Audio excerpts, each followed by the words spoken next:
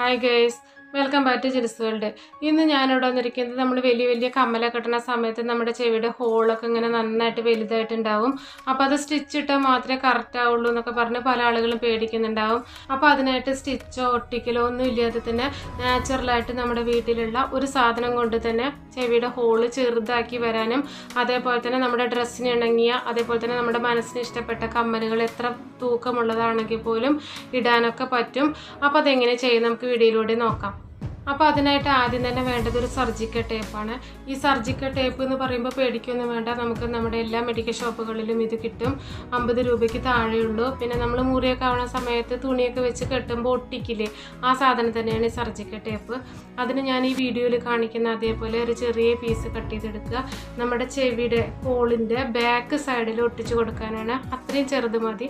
നമുക്ക് എത്രയും ഹോളാണോ അവിടെ വരുന്നത് നീളത്തിൽ വന്നിട്ടുണ്ടാവുമല്ലോ, ആ നീളത്തിനനുസരിച്ചിട്ടുള്ള പീസ് കട്ട് ചെയ്തതിന് ശേഷം ഞാൻ ഈ വീഡിയോയിൽ കാണിക്കുന്നത് പോലെ അത് ഒന്ന് പിടിച്ചെടുത്ത ശേഷം ബാക്ക് സൈഡിൽ ഒട്ടിച്ചു കൊടുക്കുക. ബാക്ക് സൈഡിൽ ഒട്ടിച്ചു കൊടുക്കുന്ന സമയത്ത് നമുക്കിതിന്ന് വായുസഞ്ചാരമൊക്കെ ഉണ്ടാവും.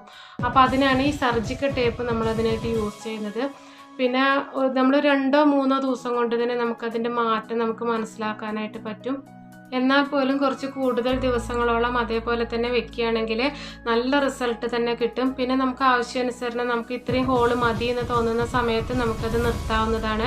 പിന്നെ അത് രാത്രി തേച്ച് കിടക്കുകയാണ് നല്ലത്. പിന്നെ രാത്രി മാത്രം വേണമെന്നില്ല കേട്ടോ, നമുക്ക് പകൽ തേച്ചാലും അതിൻ്റെ അത്രയും റിസൾട്ട് കിട്ടുന്നേ ഉള്ളൂ.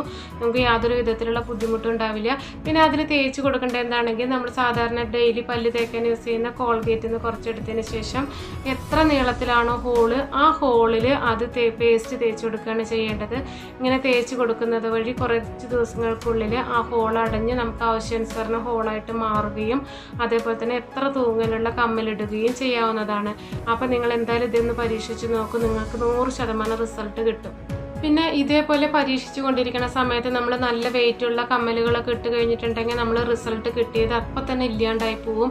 അപ്പോൾ അങ്ങനെ നമുക്ക് കമ്മലുകൾ ഇടണം തോന്നുകയാണെങ്കിൽ ഇതേപോലെ സർജിക്കൽ ടേപ്പ് ചെറുതായിട്ടൊരു പീസ് കട്ട് ചെയ്തെടുത്തതിന് ശേഷം ബാക്ക് സൈഡിൽ ഞാൻ ഈ വീഡിയോയിൽ കാണിക്കുന്നത് പോലെ ഒട്ടിച്ചു കൊടുക്കുക. അതിനുശേഷം നമ്മൾ സാധാരണ തന്നെ കമ്മലിട്ട് കൊടുക്കുക. ആ കമ്മലിട്ട് കൊടുക്കുന്ന സമയത്ത് ഈ സർജിക്കൽ ടേപ്പിൻ്റെ ഉള്ളിൽ കൂടെ തുളച്ച് കയറിയതിന് ശേഷം മാത്രം നമ്മൾ കമ്മലിടുകയാണെങ്കിൽ ആ ഹോളിൽ നിന്ന് അങ്ങോട്ടോ ഇങ്ങോട്ടോ മാറിപ്പോവാതെ ഇരിക്കാൻ അങ്ങനെ തന്നെ നിന്നോളും. അപ്പം നമ്മൾക്ക് എത്ര വെയിറ്റുള്ള കമ്മലിടുകയാണെങ്കിലും താഴെ വശത്തേക്ക് വരില്ല. അപ്പോൾ ഇതേപോലെ ഹോൾ ഉണ്ടെങ്കിൽ പോലും നീളത്തിലുള്ള ഹോൾ ഉണ്ടെങ്കിൽ പോലും നമ്മൾ ഇതേപോലെ ചെയ്യുകയാണെങ്കിൽ അത് അവിടെ തന്നെ നിന്നോളും. പിന്നെ ഫ്രണ്ട്സ്, നിങ്ങൾ ആരെങ്കിലും സബ്സ്ക്രൈബ് ചെയ്യാതെ എൻ്റെ വീഡിയോ കാണുന്നുണ്ടെങ്കിൽ അല്ലെങ്കിൽ ആദ്യമായിട്ടാണ് ജിൽസ് വേൾഡ് എന്ന ചാനൽ കാണുന്നതെങ്കിൽ ഒന്ന് സബ്സ്ക്രൈബ് ചെയ്ത് സപ്പോർട്ട് ചെയ്യണം.